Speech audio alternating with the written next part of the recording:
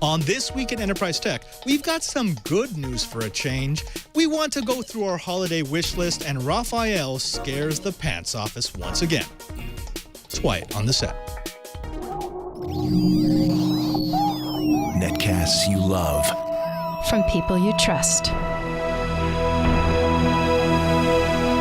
This is Twit. Bandwidth for This Week in Enterprise Tech is provided by CacheFly at CacheFly.com. This is Twit. This Week in Enterprise Tech, Episode 72, recorded December 20th, 2013 for December 23rd, 2013. Beacon Beachhead.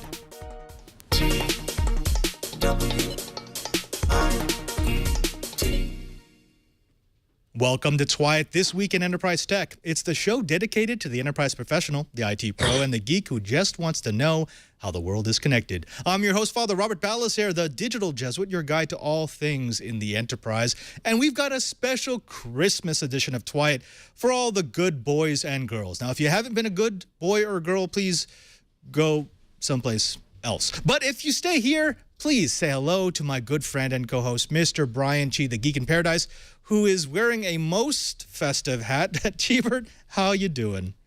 I am doing just peachy and just cleaning up some of the mess of one of my researchers coming in from China that got hit by a man-in-the-middle attack, and just trying to make sure that our systems weren't wide open during his visit. Yeah, isn't that fun when people come bearing gifts like Trojan horses? But you know who isn't a Trojan horse? Mr. Curtis Franklin from Enterprise Efficiency. Curtis, it's late over in the East Coast, and yet you bring us so much light. How are you doing, my friend? Doing well, Padre. When we're recording this, it's nice and warm here in the swamp, and promises to be that way when this show goes live as well. All is right in the world when I can wear shorts and a pocket tee for my holiday garb. And you just come up with our show title, Shorts, and a Pocket Tee. Let's get right into the Enterprise Bite. Later on, we've got Raphael Mudge coming back to complete his Scaring the Pants Off You series of holiday episodes. But before that, we want to give you some nice stories, some stories that maybe might restore some of the warmth that has been sucked out of your soul by NSA spying and such. And that is that Google is actually trying to help you. They're trying to keep your images from spying on you. Now, Cheebert, have you heard about this before? This is how marketers use images to check to see whether or not you're opening it. This is how they can come back to their clients and say, we have a 1% open rate or a 10% open rate. Essentially, they give every single email a unique file address, file name, so that if that image gets called, they know that that email has been read. Do you play with that at all? Oh, of course. Why do you think all my email clients are set so they don't open the images first? Right. You know, so I get this, all I get is this frame and so forth. And if I like that marketer, fine, I'll load the images, but only if I like them. Now, you and I know to do that. We know to turn off auto images, but a lot of people don't, especially those who are using Gmail. So what Google did is they've now reset the system to automatically download all images to their servers, so that when you look at that image, when you read that email, you're not calling back to the marketer's computer. You're actually just calling it from the Google cached image. Now, the cool thing about this is, to the marketer, it will look like every single email they've ever sent to a Gmail address has been opened, which means that it will make that data useless. Curtis, let me throw this over to you. It is kind of gleeful to think of, messing around with people who could be associated with spam, but at the same time, this is a legitimate metric, right? I mean, when you think about the new economy, we kind of need to know whether or not our efforts on the internet are working. Oh, you're muted. My apologies. You're quite correct. This is one of the basic metrics. I know when Enterprise Efficiency does direct email campaigns to our list of the people who have opted into such things, we look at open rates to tell whether people are interested in certain types of email, certain types of subject lines, for example, or certain types of initial lines. It's one of those basic tools that the direct marketing people have been using for a long time. Once upon a time, it was the response rate, how many people sent back in the postcard that you sent out, how many people circled the little number on the card that was shoved into the magazine for the advertising response.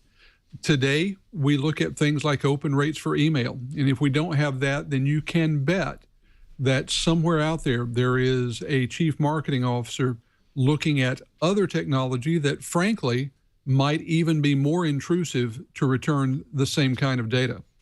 Chibert Kirok in the chat room gives a good point, which is, look, many small businesses need good customer data. If they're going to compete in any usable way with the big boys, they kind of depend on these data points in order to know if their very targeted marketing is hitting the right people. Is Google really doing a favor for us, or are they just ensuring that only the big boys can afford to do marketing across social media? Nah, they're just making everybody buy Google ads. Okay, so that's the one way that they'll be able to get you on Gmail. Yeah, well, hey, unfortunately, a lot of the tools, either you're a big boy or you've got to go and buy into a service.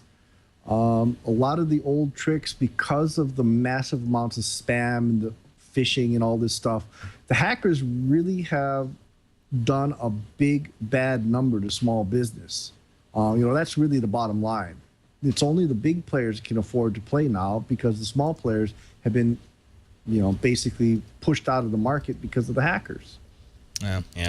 Well, let's move on to our next warm and fuzzy enterprise bite. This one is kind of complicated, but not really. You see, a while back when the NSA spying issue came to light, President Obama appointed an independent counsel to find out what's going on and what we should be doing. They came back with their recommendations, and I've got to say, it actually looks pretty decent. They did a really thorough examination of all the different intelligence gathering techniques that we've been using over the last few years, especially the ones that the NSA has used to look at foreign nationals and to look at citizens within the United States. They recommended a few things, but some of the highlights are, number one, that the NSA should not be gathering, that they should end as expeditiously as possible their collection of all the metadata. That's email headers and phone call numbers, if they're not keeping the content. By estimations, over 1 trillion different data points. They say that should be phased out as soon as possible. They also suggested that if we want to continue to have that capability to look back in time and collect those data points, it should be done by a third party. Specifically, they're looking at the telcos, they're looking at the ISPs, asking them to maintain that data so that if there is an actual threat that needs to be examined, there can be a court order obtained. They can go back, look at that third party, request just those records, and continue their investigation.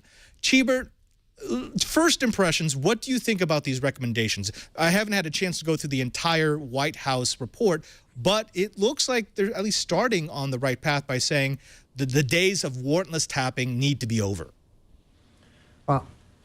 We all know how much I rant about, this and that and that and this, but, it just needs to have common sense applied to it. And what I'm starting to read is like, okay, maybe someone actually has their head screwed on straight as they're writing some of these rules. Fine. I want my intelligence agencies to be able to do their job and to protect me and protect my way of life. But for God's sakes, don't make it easy to abuse. And I'm starting to see the light at the end of the tunnel. And to the NSA, thank you for being a little more reasonable. Curtis, let me throw over to you, because the panel suggested that the FBI need obtain judicial approval before using any national security letter, and that they wanted to remove the post facto practice of doing surveillance and then getting approval for it after the fact. They also said that the FISA courts will continue, and the FISA courts can grant court orders per number when reasonable suspicion arises. So on that sense, I'm not quite sure if the panel goes far enough, because they're saying, yes, you must receive a court order, but then they're also saying the secret courts can continue to grant those court orders. And I don't actually see anything here that puts a level of oversight onto those FISA courts. What's your take? Well, I actually heard a very good idea from an advocate of privacy, the attorney Alan Dershowitz. Made the suggestion that what the FISA court truly needs and doesn't have right now is a core of security cleared lawyers that can be essentially defense lawyers. In other words, these would be attorneys who would oppose the warrants. They would have gone through the security screening. They would have clearance, but their job would be essentially to keep the agencies, the prosecutors, and the courts themselves honest, to make sure that there is some voice being heard that is in favor of privacy rather than going in and essentially saying yes to everything because they're only hearing one side of the story. To me, that would be the kind of fundamental change that we really need. These are some steps, and I'll say that any step is one in the right direction. I'm just not positive that what we're seeing here is going to have a material effect on just how much surveillance is being done. I like that. This reminds me of the old trust but verify.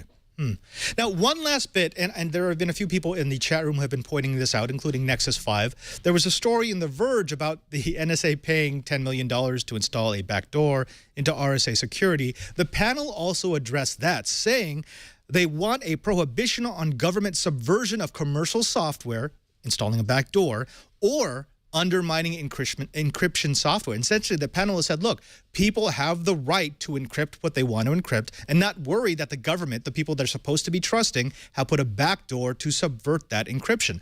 I actually like that. Cheebert, do you think that's clear enough? There wasn't any solid recommendation. It was just the sort of the panel saying, look, you got to do this. If you want the trust back, you got to do it. But it didn't say, we demand you have this regulation, this rule, and this person to oversee. You know, it's common sense, common sense, common sense. I'm going to be a broken record on this. You know, if you start doing stupid things and screwing over the general public, the backlash is they're going to call their legislatures and representatives and so forth and say, stomp on the NSA. Now, if the NSA is more reasonable about it and strikes more of a balance, then, you know, I don't mind so much. You know, I'm going to rant less. Rant less. Got it. I think all three of us can agree that this is good. This is movement in the right direction, but all of our de facto stances are just encrypt. Encrypt everything. Encrypt your shopping list, encrypt the important data, encrypt your not important data. If we all encrypted, it would make the NSA actually have to work to build that surveillance society. And wouldn't that be a Christmas miracle? Now let's get on to a fun little thing we do at the end of the year, and that is choosing our Christmas gifts. We've got a couple of geek gifts. Cheebert, I want to let you start off because you brought this up. I kind of like this. What is this thing you're having me look at? Okay, so it's a Kickstarter project. I love Kickstarter. I'm addicted to Kickstarter. But these guys out of Utah, I believe, came up with this really cool new printhead for a 3D printer. It actually can replace the printhead on something like a MakerBot or whatever. And unlike a lot of other printheads, this guy can actually print using plastic welding rod. That thing that's going down into the bottom, that's plastic welding rod. So I can actually print using things like polycarbonate and some other types of thermoplastics that are completely unheard of and usually you can only use with a really, really expensive printer. So now with a $2,000 MakerBot Replica 2, which is I'm hoping to buy as long as I have enough money, and that way I can actually print polycarbonate parts, which are great because I can start using those 3 miles underwater on my observatory and save myself basically a polycarbonate part that I can print is going to be from 1/10 to 1/50th the cost of getting it custom made at a service house. I like that. Yeah, I think what we're seeing, a motion in these 3D printers is moving away from sort of the novelty printing to actually printing parts with enough strength and enough stability to have a real world use. I love this. Now, if people want to find out about this, where should they go? Well, Kickstarter is where the printhead is. And basically all I did was I just emailed the guy and say, hey, I'm thinking about buying a replicator too. Is your printhead going to work with it? And he says, well, we've tested it with these printers and life has been That good. looks really good. Wow. They actually have two different sizes. Really they have good. a NEMA 17 and a NEMA 23. And the NEMA 23 can go to really, really thick rod, whereas the NEMA 17, it's, you know, the 3.5 millimeter stuff. Not bad. Not bad. Now let's continue the 3D printer craze because, Curtis, your Christmas gift was also 3D printer related. Oh, absolutely. Mine is for a slightly different purpose. I don't have an underwater observatory. I do, however, have a wife who is an artist, and I would like to be able to create pieces of small wearable jewelry that would complement what she does.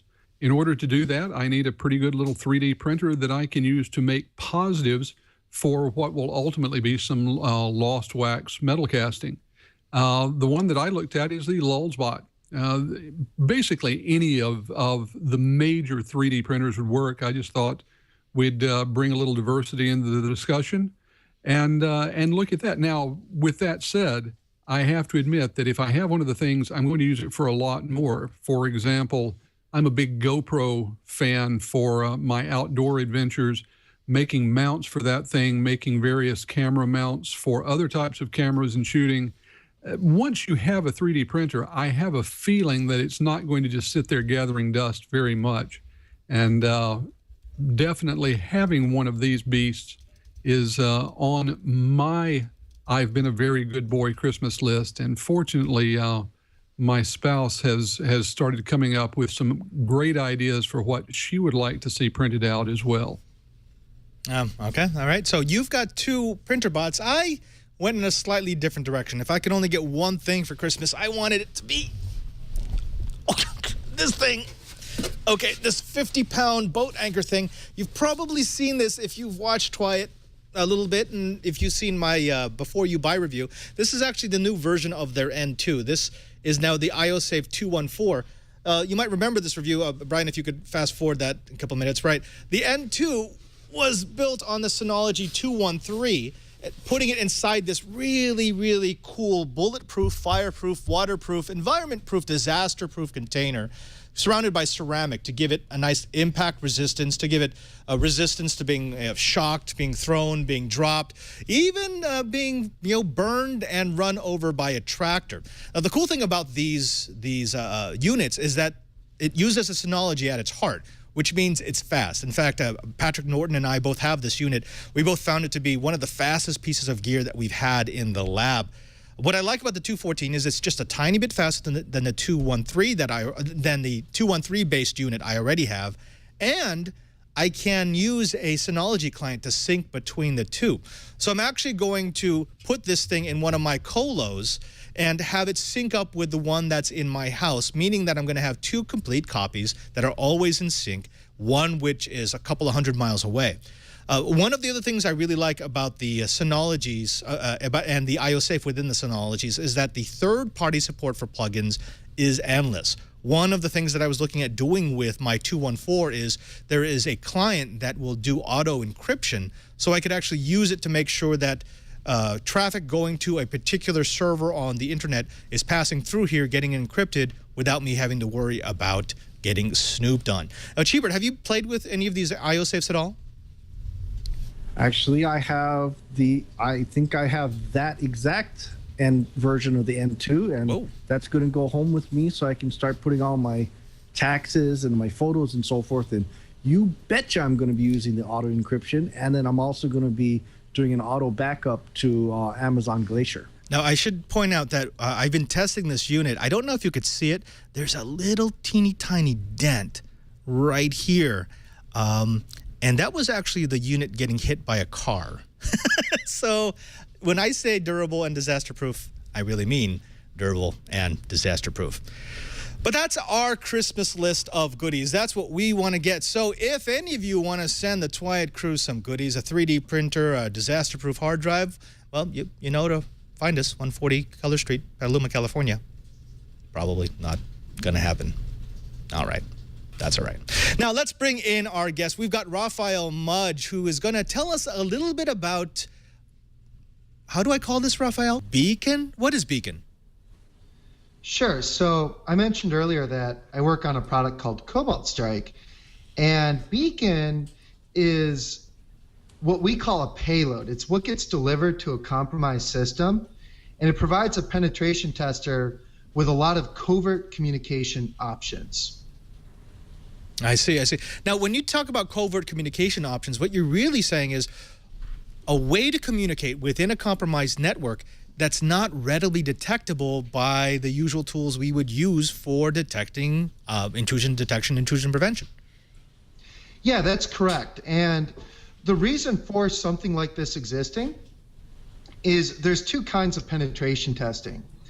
In one form, an expert comes in, tries to find your vulnerabilities and tell you which things you need to fix, kind of giving you a list of priorities of what you want to look at. In a more mature security program, you might bring in a penetration tester for what we call a red team assessment. And their job is to look at your controls, your intrusion detection, your malware analysis, all the things you might do to try to detect a threat once a system's been compromised. And that's where Beacon comes in. It allows you to effectively do that, to say, how good are we at catching a hard to detect threat? I like that. Okay, so let me set up the scenario, because we always use our 10,000 seat enterprise network. We've got our network. It's more or less set up correctly. It's using perimeter defense, so we've got a firewall that's screening, and we even look at traffic inside the network to make sure that, say, no one is doing peer-to-peer file sharing, or that no one's using bots within the network, reaching out to a command and control node. You're saying there's a way around that using, well, typical protocols in order to send my attack traffic. Yeah, absolutely. So let me take you through kind of a scenario, right? If I have a workstation and that workstation connects to a website, that's not strange, is it? Right. So it just looks like HTTP traffic. Right. Now, let's say that same workstation connects to your domain controller over SMB. Looks like it's connecting to a share. Is that strange? Not at all. I mean, I would just think that that's typical traffic I would see in my network. It's either looking for a DNS resolution, or it's looking to set up some sort of Samba communications. Right. And so this is what Beacon does. This covert communication payload I've written hides in plain sight. It uses these protocols to communicate and allows the attacker to set up their communication in such a way that they're always using a protocol that would make sense at a given point. If I have a compromised workstation, it can talk to me, the attacker, over the web or DNS. And if I want to communicate with a compromised server inside the network, I can do it through a compromised workstation over what looks like Windows file sharing traffic. Nice. I like that. Cheever, just listening to what Raphael has described so far, how much does that scare you as an administrator? Because I know you sitting over a very large network, you're always looking at your tools, at your monitors. If suddenly we've got a new style of attack that can use commonly known protocols like SMB, like DNS, to send attack traffic or CNC traffic through, that makes it undetectable by anything you've got in your lab right now, yes? No, actually. Some of the newer deep packet inspection actually goes and disassembles the packet. So even if it is masquerading, it can still find it. What it does do is it makes a lot of the monitoring tools blind, basically, because they only really look at the headers. Right. So it can still be stopped, but it's going to be darn hard. Okay. All right. So, Raphael, take us through this attack. Show me exactly what it does and how you set it up. Okay, so give me just a moment here, and I'm going to bring up my screen. So let me go to Google Hangouts. And there we go, screen share. And let me give you desktop number 2. Okay, we looking good? Can you see me out there? Hey, how about that? All right. Excellent. Okay. Now, this is really going to be a fun demo because I have right here Cobalt Strike connected to Amazon's Elastic Computing Cloud. This entire demo is going to take place over the internet as you would expect it to work in real life, okay? Which is very strange for hacker demos. They're not usually done that way. Right. The other thing I want you to notice right here, this is EtherApe, and it's a tool that will show how all of my systems are communicating with each other. And just to kind of show that things are happening at different times, this is Wireshark. So I'm going to use it to kind of show you what some of the traffic looks like, okay? All right. So we can see the traffic flow, so we can see what kind of protocols are flowing, and you've got the screen which is showing us available clients. Yep. So where we're going to start, earlier, I created a malicious Microsoft Office document, okay? And I could make this document, download the malware entirely over DNS, or download Beacon just with a quick HTTP GET. And for time, we're going to do the HTTP GET, but that's not going to affect us much. So let me go ahead and grab this document and open it up. So you just sent this document as an attachment, or perhaps you've given it to someone and they've just opened it on their computer.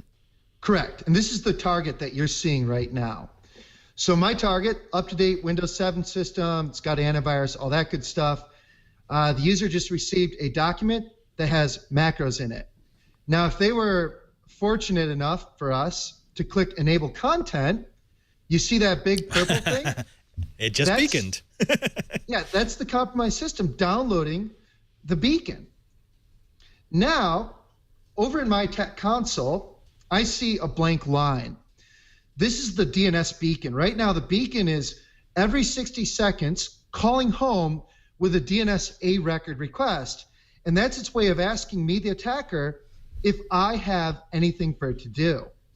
So what we're going to do is I'm going to interact with this beacon, and I'm going to tell it when it communicates with me next, use DNS text records and start calling home on a 10-second interval. So now, in about 15 seconds, this beacon is going to check in and run any commands I give it. So I'm going to give it just several Windows commands, things I could type at a command shell. And what you're going to see is when it checks in, do you see the green line for DNS so traffic? it's just made a link. It just made a link. And this is not the peer-to-peer stuff yet. This is a compromised workstation beaconing back, okay? And the reason it's called beacon is because right now it's beaconing. We don't see anything in the traffic view because it's only communicating with us every 10 seconds, a lot like real malware. And it could do a beacon once a day, once an hour, whatever is best for me, the attacker. Right. So if I've got a system that I'm really not going to be using for everyday attacks, but rather I want to save that network. I want to save that compromised network for some operation down the line. I could say, look, only beacon once a month, and that will really reduce the chances that someone will discover you. Yes, this is what your advanced persistent threat type actors do. When they get into a network, they dig into a few key hosts that allow them to retake any other part of the network they want to later, and then they go low and slow. They say beacon back once a week or beacon back once a day. And however good anyone's intrusion detection or however well instrumented their network is, I don't think anyone's going to notice one DNS A record request per day. That's pretty tough. Right, yeah, because it's going to look just like a DNS request. Someone's not, I mean, even if they've got deep packet inspection on, they're probably not paying close enough attention to spot that one errant DNS packet. Yep. And this is right here, the actual beacon DNS request happening. But what we're going to do now is let's go interactive, meaning I, the attacker, I need to do some stuff on your network. And ideally, I would do this at night when hopefully most of the network defense staff is not at work, because I don't like getting caught or disrupted when I'm working. And I'm going to change my communication channel. I'm going to change my communication channel to HTTP, And this is going to now make my traffic look like, when it checks in next, this is going to make my traffic look like web traffic. And so give that a moment. And there you go. You can see that purple HTTP connection between my compromised system and Amazon's Elastic Computing Cloud. Now, this is going to get fun. We're going to stage a popular open source remote administration tool called Meterpreter. I'm just going to type Meterpreter and press enter. And what you're going to see is this purple line, which is solid because we're checking in multiple times a second, is going to go very thick in a few seconds because Meterpreter is downloading. Okay, and it's about a megabyte in size. But once that Meterpreter session comes back, we are going to have our lightning bolts. This system is compromised. And it was compromised when we had Beacon on it in the first place, but now we can do everything I showed you in the previous episodes where we're able to take screenshots, and you can see there's the Word document that the user opened. And, you know, that's all well and good. Now, let's use this foothold to burrow deeper into this network, okay? What I'm going to do is set up something called a pivot, telling Meterpreter to become a hot point for further things I'm about to do. So now I've added a pivot saying, hey, anytime I try to access these hosts, do so through this Meterpreter session, which is riding through our beacon. And by the way, I can make Meterpreter ride over DNS. So when I change that data channel, you're going to see that purple line disappear. Now we've got a green line. Compromised system going to my domain controller, which is also my internal DNS server, going to my router, which is then going out to the internet to reach me, the attacker. Raphael, one of the things about this attack is you can dynamically switch the links, right? I mean, you can link and unlink clients as necessary, so you could always be switching the paths that your traffic is taking. Yeah, and that's actually what I'm about to show. So let me go ahead and do that. What I need to do next is drop beacons on some of these systems inside this network, okay? So I'm going to do that right now. First, I'm just going to do a quick sweep for a certain service for SMB so I can learn a little bit more about these targets. And this is kind of a necessary step before I can use my tools to deliver what I call a passive beacon. And a passive beacon is like a one-time use, or not one-time use, it's like a backdoor that I can connect back to at any point by linking a beaconing system to it. And that's going to become very visible in this diagram in a moment. So what I'm going to do is, let's do this, just change my sorting a little bit. Oops, I'll do it like this. What I'm going to do is deliver a beacon to this Windows 8 system. And I'm going to skip the actual hacking and recovering tokens part. I'm just going to use a username and password to put beacon on this Windows 8 system. Right, so we've assumed that they've infected their computer. They've compromised it. You're just sort of taking a shortcut right now. Yeah, I'm spreading from a beachhead is what I'm doing. Right. But I'm taking a shortcut to do that. So let me go ahead and deliver a beacon to that system, 172.168.83. And let's go ahead and hit launch. And what's kind of neat by this is I'm actually using a hacker version of PSExec that will deliver a payload, we call it, but bootstrap it with PowerShell so it gets past antivirus. And that is assuming, okay, no, everything's looking really good, good. Because we're doing this over a beacon, this is taking a moment, but there you can see SMB is the red, or actually that was random, that was the payload being downloaded. But now that system 172.168.83 that we just dropped a backdoor on, we're not communicating with it yet, right? Right. Let's go ahead and link to it. Let's go interact. Let's do a link to 172.168.83. And now we've established a link with that child. And let's go ahead and interact with it. Let's go to our beacon on that system. And let's just do a DIR, a directory listing. Do you see how Microsoft... So With that pivot, you've basically been able to take over the machine. You could do anything that a user. Take over the machine. Yeah, you can do anything that a user would be able to do sitting in front of that machine.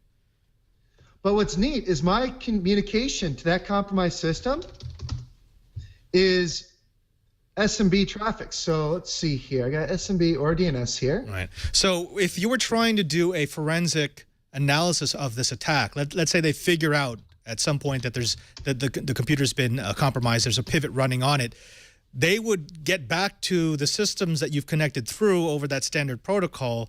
But I mean, I could see this being almost impossible to trace back to where the attack traffic originated from.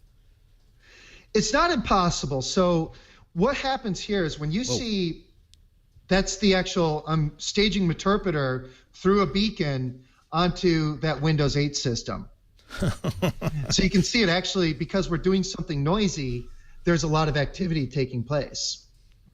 So it's not impossible to see, but what it is it becomes very difficult because now my path as an attacker is getting more and more obfuscated. Right.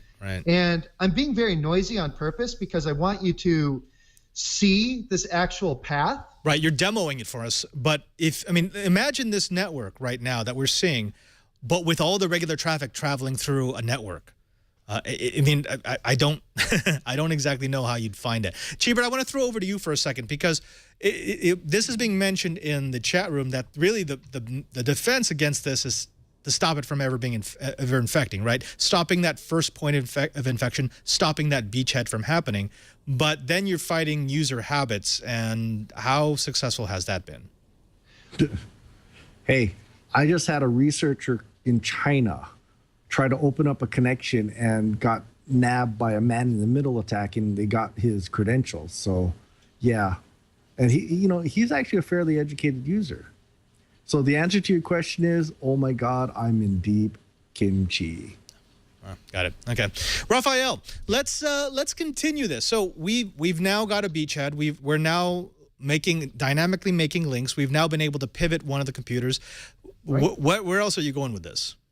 Okay, let me take this just another step to kind of take you through what I want to show you. And the main idea here of what I want to show you is this concept of not just that I've got a beachhead system that's egressing to the internet, and through that beachhead, I can control every other compromised system. But when I'm controlling those compromised systems, I'm doing so with what looks like Windows file sharing traffic. So I'm just killing my Wireshark filter here just so you can kind of see it happening. And this SMB2 is our connection between 172.168.80, the beachhead, and 83, which is that linked workstation, okay? Now let's go ahead and expand our links a little bit further. And we're going to do that kind of dynamic linking and unlinking that you were talking about just a moment ago. So first, let's come over here and let's link in a system I just compromised, which is 172.168.81. So I'm going to link to it, 172.168.81. And I've got a link, but I'm not doing anything with it yet, so it doesn't show. So let me do something noisy with it. Let's go right-click, interact, and let me just grab a shell. And you can see this system egressing through our beachhead, right? Like you saw the path. Let me grab a Meterpreter session, and you can see how that link is starting to light up. And it looks like this is the Microsoft Windows file sharing traffic between the beachhead and this system. And in a moment, we're going to get a Meterpreter session. And that is about to occur. And that system's going to get its lightning bolts as soon as this download happens. There you go. Okay, so it's got the download. It's installing. And we've got our lightning bolts. So we've established control over this compromised system. Okay, now we're there. Good. Now what I'm going to do, I'm going to pull up a command shell on that system. And one of the ways people are successfully finding attackers is through net flows, kind of seeing this patient zero and saying, who talked to it? But let's say I want to kind of mess with somebody who's looking at who's talking to what by changing some of these links up on the fly. And that's what I want to do next. Okay. So in other words, if they were trying to forensically analyze this attack by saying, okay, this was my compromised machine, who talked to the machine, I can actually change the path of the communications to make it look like it's an incontrovertible linkage of computers. Yeah, I can make love it it. so my entire peer-to-peer network of compromised systems stops talking out to the internet through the initial beachhead, and I can use a new beachhead. And that's what I'm going to activate right now. All right. So here's what give me one moment, because here's what I've got. I'm going to take over 172.168.3. And I've got to do this fast to keep my interpreter sessions alive, although I can always re-request them. But this demo is a lot cooler when I bring them up. So I'm going to take and make this beacon, which is my domain controller. It could be any system, really, interactive. And I'm going to just tell it to establish a SMB session with my initial beachhead, which was 80. Let's see here. We're going to do this. And the reason I have to do this is because right now I have control of this particular system as a system user, but not a domain user. So I have to actually, to use this beacon SMB backdoor, I have to be a normal network user or have a session with that host. So when this system checks in about, okay, there we go, we're good.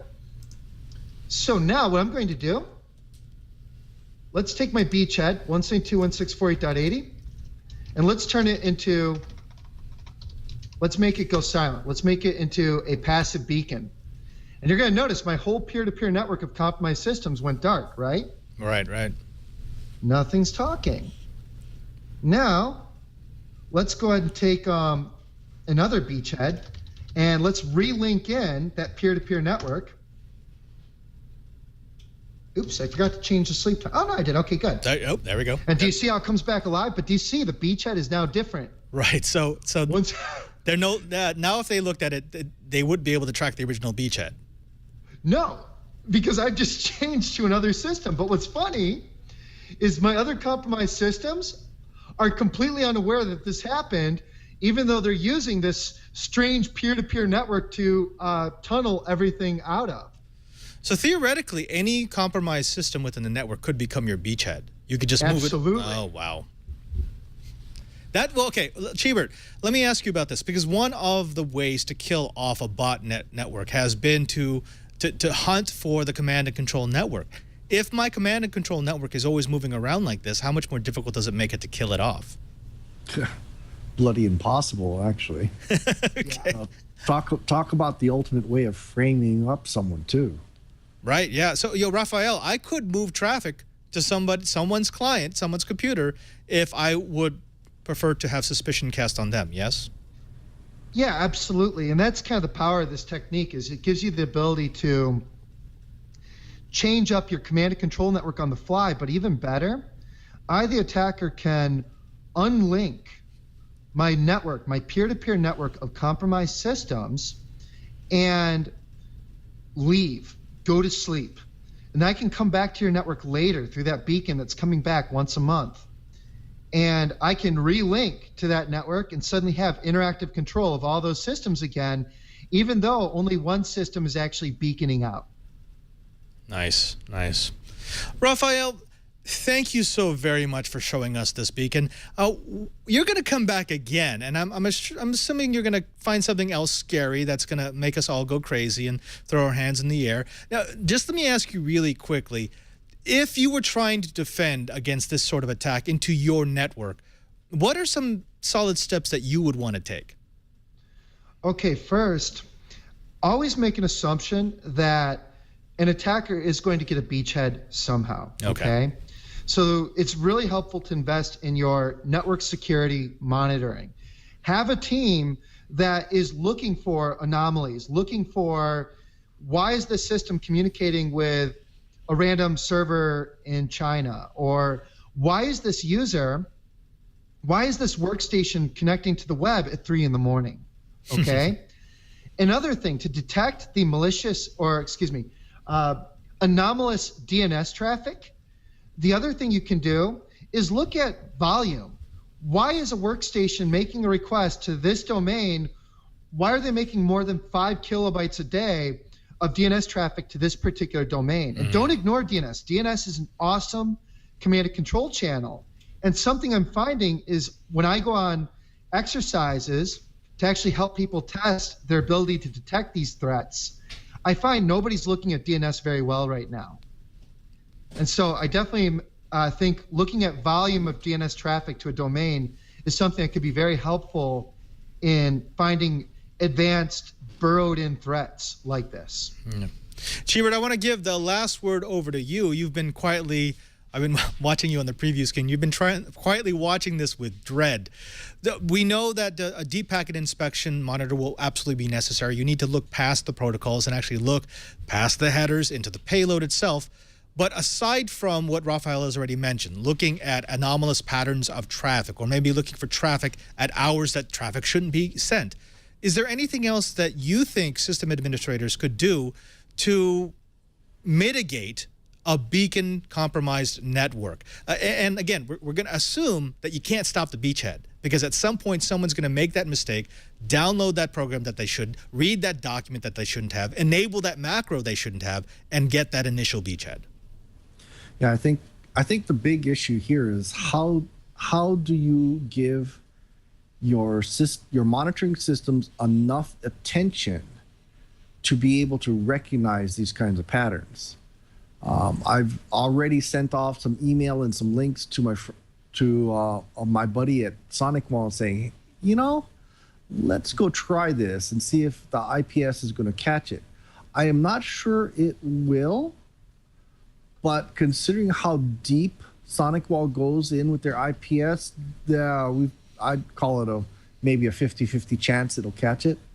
But yeah, this is really scary stuff, and you're totally right. You've got to stop that initial beachhead, but how are you going to stop that initial beachhead when it's all about social engineering, getting your users to stop freaking clicking on those ads?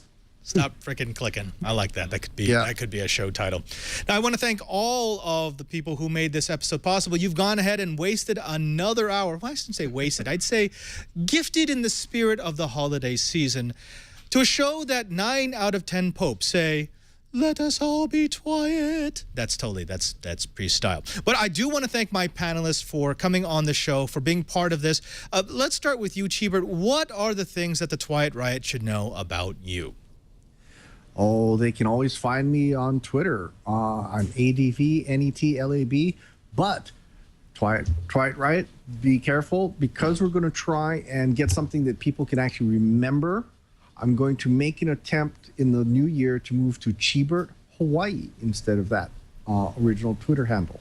Absolutely. Chibert, Hawaii, not bad. Curtis Franklin, it's a pleasure to be able to spend this wonderful pre-Christmas episode with you. Tell us what's going on at Enterprise Efficiency, especially in the coming year. Padre, we're looking at doing some great things at Enterprise Efficiency in the coming year. One of them is more E2 radio, which our community has said they love. We've got all kinds of new audio spots coming up, new guests, new ways of talking and telling the stories of CIOs and enterprise managers. People are doing some amazing things with computers these days, and I'm looking forward to bringing you their stories. And I also want to say that I'm looking forward to continuing here at Twiat. I really value being part of the entire Twiat community and of this fabulous team you've put together. I hope that everyone is having a great holiday season, whichever holiday you're celebrating here, as the light returns after the darkness of the solstice. Oh, may the light return with you, my friend. Also, I really, really want to thank Raphael for coming back on. You have become the security Grinch. You're the guy who reminds us exactly how insecure our networks are, even if we think that we're at the top of our game. Raphael, where can the Twiat Riot find you, and what are you doing these days? Sure. I'm Raphael Mudge, a Washington, D.C.-based entrepreneur. I don't know. No, I run a security company. I build software for pen testers. A product called Cobalt Strike is the main thing I work on. If you want to learn more about what I do, go to www.advancedpentest.com. Thank you. Thank you so very much. And of course, I want to thank you, the Twiat Riot. This has been an absolutely fantastic, fantastic ride. And you know what? It's looking like we're going to have many good things in the year to come. I want to wish you and all your families a Merry, Merry Christmas, holiday season, whatever it is that you celebrate. And I want to give you a little bit of a gift. I want to give you a way to get every episode of Twiat into your device of choice.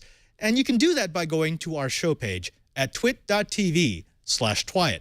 There you'll find a little drop-down box that will let you choose your device of choice. You want Twiat on your iPad? Of course you can. You want it on your iPod? You want it on your iPhone? We'll make it possible for you to get it on your PC, your Mac, your Zombie Zune. Any way you want it, that's the way you get it. That reminds me of a song I once heard. Also, did you know that we have a YouTube page? That's right. If you go to youtube.com/Twiat, you'll find not only all of our episodes, but also all of our segments. And big announcement, in the new year, we will actually be having Hangouts. That's right. Cheebert, myself, Curtis, some of the guys are going to come in and just shoot the breeze. If you've ever watched our show live, you'll know that some of the greatest moments of Twiat have come before and after the episode. Well, now we're going to give you a way to experience that even if you can't watch us live. Which, by the way, you should be doing every Monday at noon Pacific time. You can come to live.twit.tv and find Twiat live. And you can see the pre-show and the post-show and all the mess-ups. It's watching how the sausage is made. It's part of the experiment that is Twiat and Twit itself. Now, speaking of the Twit experiment, we also have a chat room at irc.twit.tv. Go ahead and log in during the live show. You'll see me calling out people from the chat room. You could participate with some of the greatest trolls, some of the funniest people, and some of the brightest members of the Twit Army. Finally, I want to thank everyone here in the Brick House who makes this show possible, to Karsten, to Jason, my normal TD, to Brian, my super big Doge TD. And I want to call out to you, reminding you that if you want to know what's going on in the Enterprise, just keep Twiat.